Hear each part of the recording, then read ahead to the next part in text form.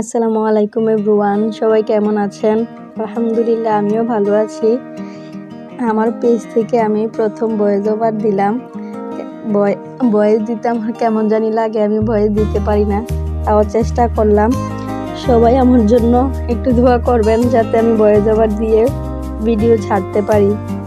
আমি আজকে এই ড্রিম কেক নিয়ে ভিডিওটা করলাম। প্রথমে আমি ড্রিম কেক বক্সে কেক দিলাম, তারপর সুগার সিরাপ দিচ্ছি। সুগার সিরাপ দেওয়ার পরে চকলেট গানাশ দিয়েছি। চকলেট গানাশ দেওয়া শেষ হলে আমি চকলেট ক্রিম দিয়ে কেকটাকে কুট করে নিব।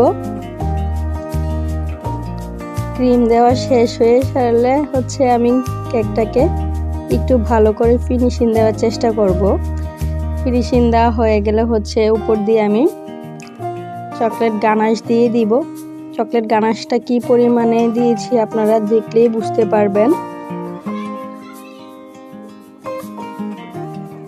চকলেট কেকটা সমান করার পরে আমি চকলেট গানাশটা দিয়ে দিব।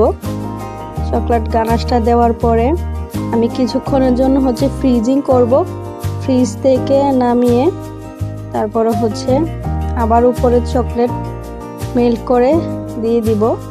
চকলেটটা কি পরিমাণে দিয়েছি তাও আপনারা দেখলেই বুঝতে পারবেন কি পরিমাণে চকলেট দেওয়া হয়েছে।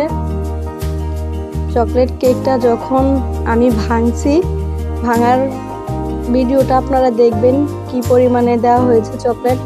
সবাই খাওয়ার পরে বলতেছে কেকটা অনেক মজা হয়েছে। যদি আপনারা অর্ডার করতে চান আমার পেজে নক দিতে পারেন।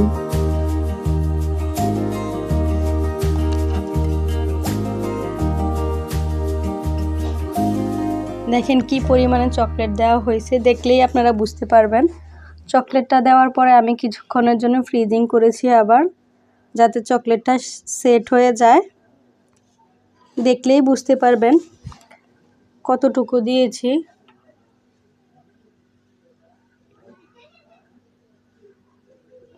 ফ্রিজ থেকে বের করে তারপর আমি চালনি দিয়ে কোকো পাউডার দিয়ে দিলাম।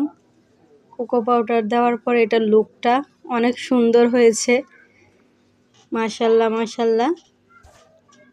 সবাই আমার জন্য দোয়া করবেন যাতে আমি ভয়েস ওভার দিয়ে ভিডিও ছাড়তে পারি, নতুন কিছু ভিডিও নিয়ে আসতে পারি।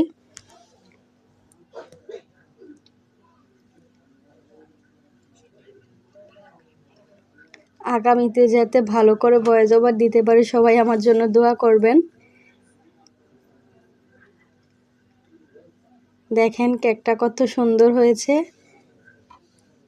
আমি আসলে সুন্দর করে ভিডিও করতে পারি না, ভয়েসও দিতে পারি না, যার কারণে আমার পেজে ভিডিওর মধ্যে গান দিয়ে ছাড়া হয় আর কি।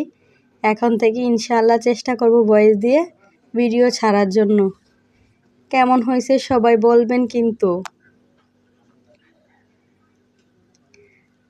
ভিডিওটা এখানে শেষ করলাম। আল্লাহ হাফেজ।